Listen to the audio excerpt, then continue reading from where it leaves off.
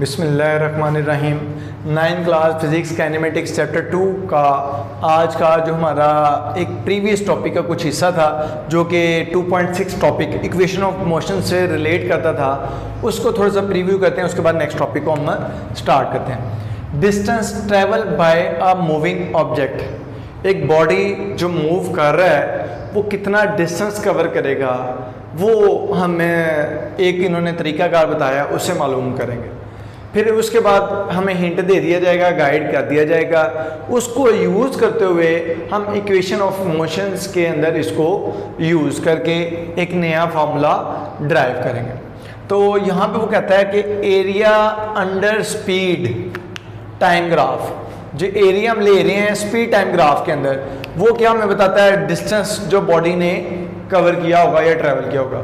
अब हमने पहला काम क्या करना है, एक स्पीड टाइम ग्राफ बनाना है। अगर हम बना रहे हैं स्पीड टाइम ग्राफ हो, दूसरा कि जो उसके नीचे वाला हिस्सा होगा, जिस तरह से ये स्पीड टाइम ग्राफ है, ये स्पीड है, ये टाइम है, ये स्पीड टाइम ग्राफ हो गया। अब इसके अंदर बॉडी जो है वो यूनिफॉर्मली मूव की है। अब इस यूनिफॉर्मली बॉडी में जो ये जो शेडेड एरिया आएगा, मतलब उसके जो अंडर एरिया आएगा, उसको हम स्पेसिफिक फार्मूला लगाएंगे जो कि ज्योमेट्रिकल शेप के मुताबिक होगा। अब इसके अंदर जो फार्मूला लगेगा वो हम इसके मुताबिक देख लेंगे कौन सा लगेगा। ज्योमेट्रिकल शेप के मुताबिक formula according to geometrical shape.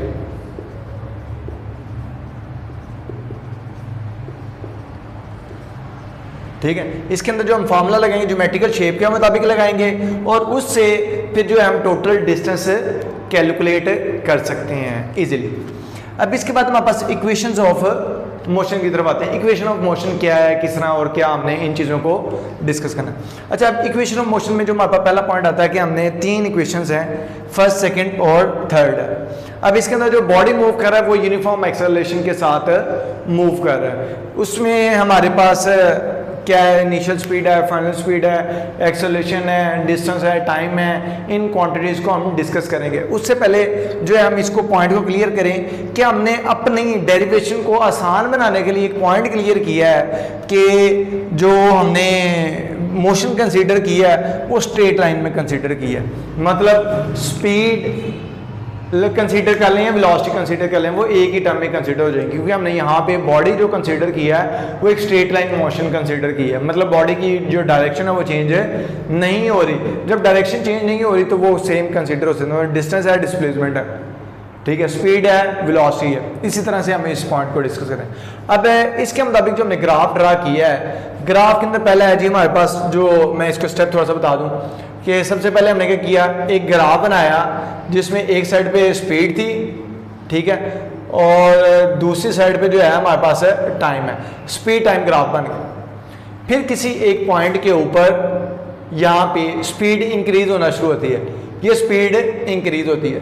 फिर उसके बाद हम क्या करते हैं, यहाँ पे इसको एक ज्योमेट्रिकल शेप दे देते हैं। ये हमने एक ज्योमेट्रिकल शेप दे दी, जैसे ये यहाँ से स्पीड इंक्रीज होना शुरू हुई, ए से स्टार्ट होकर बी तक स्पीड इंक्रीज होती है। उस टाइम जो स्पीड है, स्पीड का जो रेफरेंस हम काउंट करेंगे वो वर्टिकल एक्सिस पे काउंट करेंगे। तो इनिशियल स्पीड थी, फिर जो लास्ट पॉइंट है उसकी वो फाइनल स्पीड हमने कंसीडर की। अब हम यहाँ पे अगर देखते हैं कि जो स्पीड है वो चेंज हो रही है टाइम के अकॉर्डिंग, तो जो स्पीड टाइम के अकॉर्डिंग चेंज होगी उसको हम एक्सेलरेशन का नाम देंगे। अच्छा, अब ये स्लॉप है। जब कोई स्लॉप लेते हैं तो उसके अंदर स्लॉप का तरीकेकार होता है परपेंडिकुलर ओवर बेस। स्लॉप की टर्म अगर हम यूज करते हैं, स्लॉप होती है हमारे पास, स्लॉप इक्वल है टेन थीटा, और टेन थीटा बराबर होता है परपेंडिकुलर ओवर बेस। ये टर्म्स हम यूज करते हैं। तो यहां से अगर हम देखें ये स्लॉप है, ठीक है। अब ये स्लॉप में देखें ए से बी तक ये स्लॉप बन रही है, तो इसके अंदर परपेंडिकुलर क्या होगा, बी सी, और बेस क्या होगी, ए सी।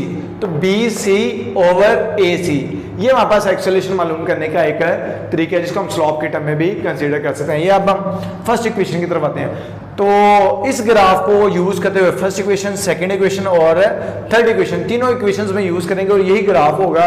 इन ग्राफ से हम डिफरेंट इक्वेशंस को ड्राइव करेंगे। फर्स्ट इक्वेशन ऑफ मोशन, तो इसी पॉइंट से हम स्टार्ट करते हैं। Slope of line A B, ये जो स्लॉप बनी है लाइन ए बी की, इसको हमने नाम दिया ए का।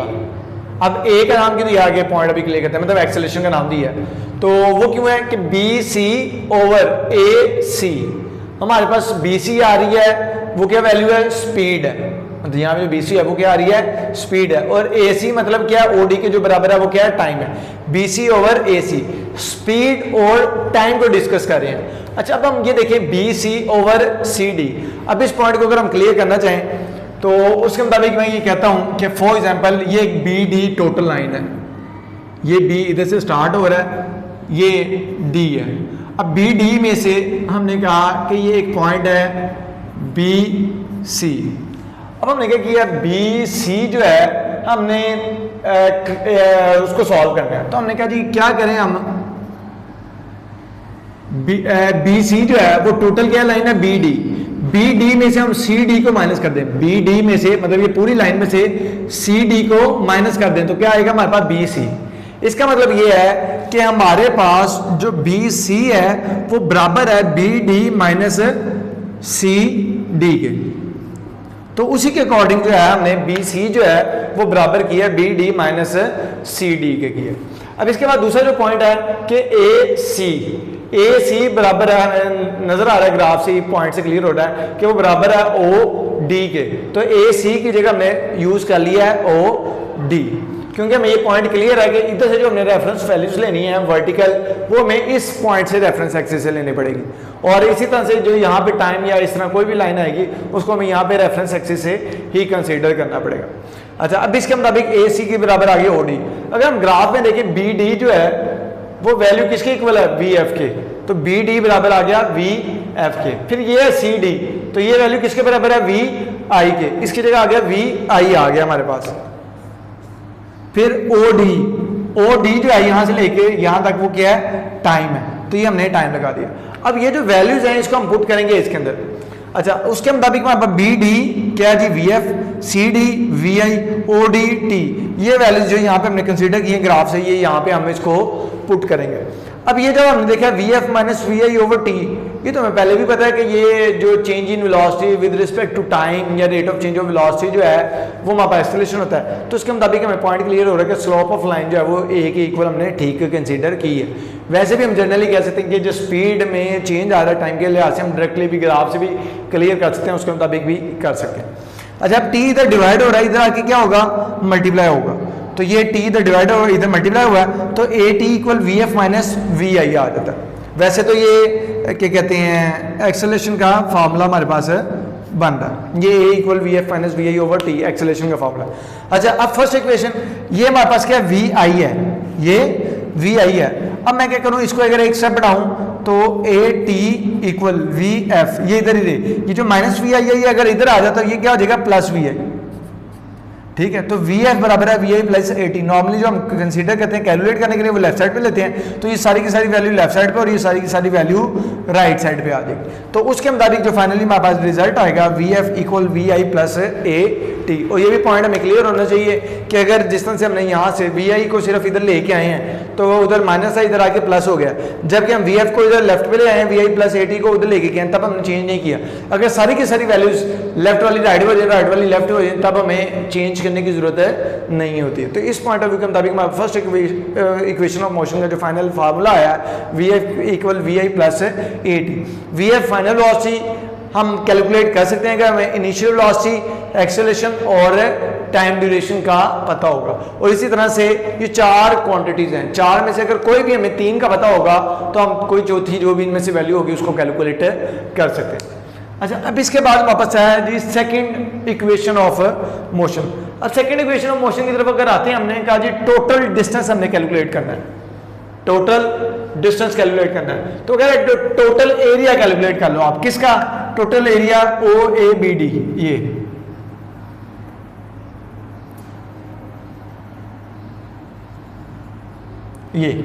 ये total area O A B D, ये टोटल एरिया अगर आप कैलकुलेट कर लेते हो, total area O A B D वो बराबर होगा टोटल डिस्टेंस के इक्वल होगा। अब इसके अंदर दो तरीके हैं टोटल डिस्टेंस कैलकुलेट करने के। एक तरीकेकार यह है कि हम क्या करें, यहां पे ये जो ब्लॉक है इस हिस्से को, ये मतलब ट्राइंगल का हम अलग से कैलकुलेट करें एरिया, और ये जो रेक्टेंगल है मतलब ओ ए सी डी इसका अलग करें, ए बी सी ट्राइंगल का एरिया अलग मालूम करें, और एक फार्मूले के मुताबिक O A B D direct formula लगाएंगे तो उसके मुताबिक भी हम टोटल डिस्टेंस कैलकुलेट कर सकते हैं। पहले हम क्या कहते हैं, अलग-अलग करके करते हैं, उसके मुताबिक उसको सेकंड इक्वेशन ऑफ मोशन का नाम दिया जाएगा। अच्छा, अब उसके मुताबिक हम अगर अलग करते हैं तो हमें वो पॉइंट क्लियर कर रहा है कि जो टोटल डिस्टेंस है वो बराबर होगा हमारे पास किस चीज के, एरिया मालूम कर लें। किसका एरिया हमने मालूम करना है, एरिया मालूम कर लें किसका, रेक्टेंगल ओएसीडी का, रेक्टेंगल एबीसी का, ये जो भी मैंने पॉइंट किया वो इधर लिखा हुआ। अब हम देखिए बारी बारी मालूम कर लेते हैं। पहले किसका कहते हैं, रेक्टेंगल ओएसीडी का, ओएसीडी एरिया मालूम करना है। और एरिया मालूम करने का तरीकाकार क्या होता है, मतलब रेक्टेंगल का लेंथ मल्टीप्लाई बाय विड्थ, तो उसके मुताबिक ओ ए मल्टीप्लाई बाय जो है हमारे पास ओ डी आ जाएगा, ओ A multiply by O D आ जाएगा। अब ओ ए जो है हमारे पास वी आई है, और जो ओ डी है वो हमारे पास टी है, तो ओ ए बराबर वी आई और डी मल्टीप्लाई बाय टी, तो एरिया रेक्टेंगल का जो है वो हमारे पास आ गया है। मतलब अगर इसको हम देखते हैं तो ये हमारे पास है, इसका एरिया आ जाएगा।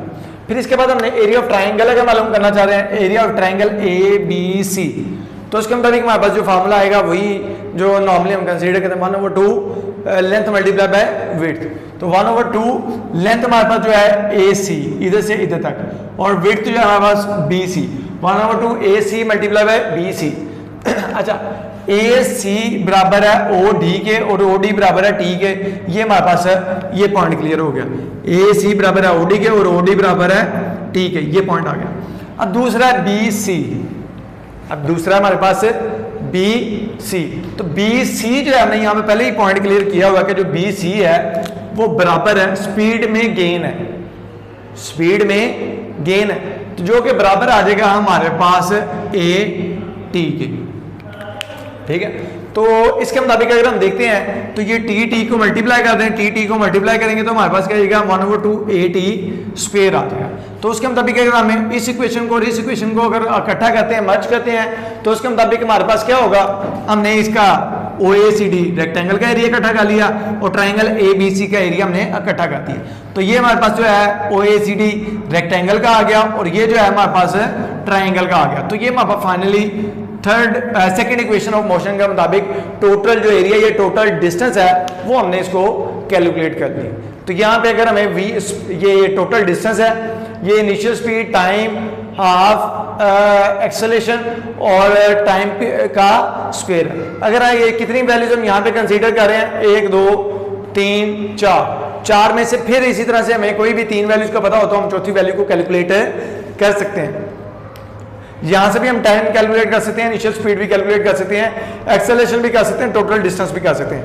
यहां से हम final speed, initial speed, acceleration और टाइम कैलकुलेट कर सकते हैं, ठीक है। अब यहां से जब अगर हमने फाइनल स्पीड करनी है या इधर से करनी है, सॉरी इनिशियल स्पीड इधर से करनी है, इधर से करनी है, वो डिपेंड करता होगा हमारे पास रिक्वायर्ड जो गिवन डाटा है वो क्या है। अब गिवन डाटा के मुताबिक अगर ये वाली भी चीजें लग सकती हैं, ये भी लग सकती है, तो फिर इस फॉर्मूले से भी सोल्यूशन निकाल सकते हैं, इस फॉर्मूले से भी निकाल सकते हैं।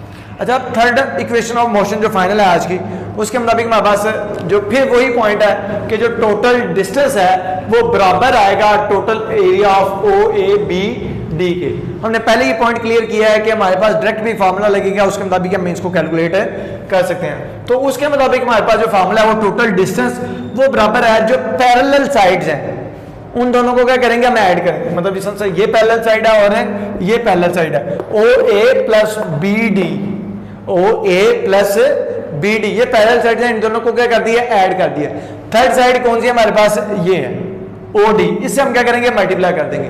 अब क्या सर ये भी है और ये भी है, अगर हम ये वाला मतलब ए सी और ओ डी ये पैरेलल कंसीडर करते हैं तो ये ए बी सी वाला हिस्सा बाहर चला जाएगा, जबकि ओ ए और बी डी कंसीडर करते हैं तो कोई भी हिस्सा बाहर नहीं जाएगा। इसलिए हम ये वाली पैरेलल साइड्स को कंसीडर करेंगे।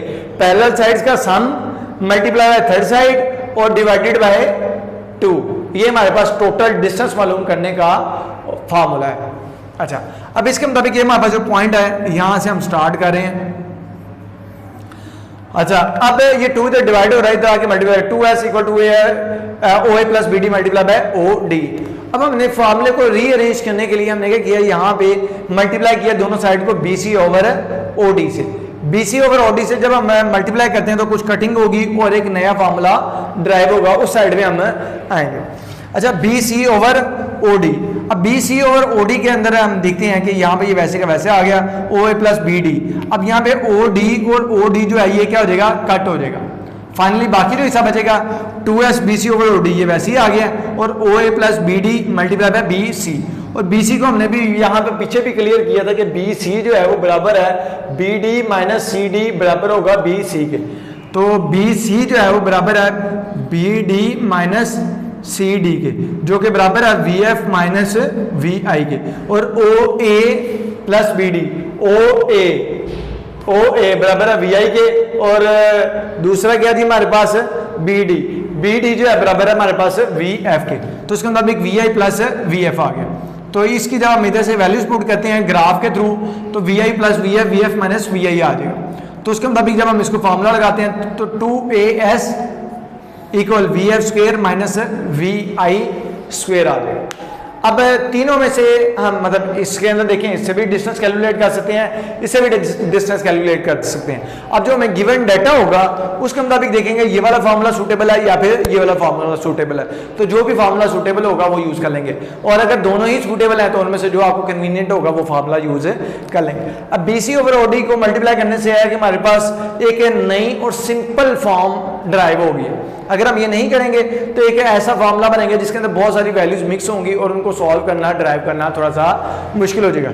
इससे हमारा जो फार्मूला है वो सिंपलेस्ट फॉर्म की तरफ मूव किया है। जब इस तरह से जब हम वैल्यूज को लगाते हैं बात का कंफ्यूजन हो जाती है कि मल्टीप्लाई क्यों कर रहे हैं, तो मल्टीप्लाई हमें याद रखना पड़ता है नॉर्मली, लेकिन फिर उसके बाद होता क्या है कि क्यों करते क्यों है, तो उसका ये होता है कि नया फार्मूला जो ड्राइव करेंगे वो उसकी आसानी की तरफ जाएगा, मतलब सिंपलेस्ट फॉर्म की तरफ चला जाएगा। अब तक के लिए इतना, इंशाल्लाह नेक्स्ट लेक्चर में नेक्स्ट टॉपिक के साथ मिलेंगे। अल्लाह हाफिज़।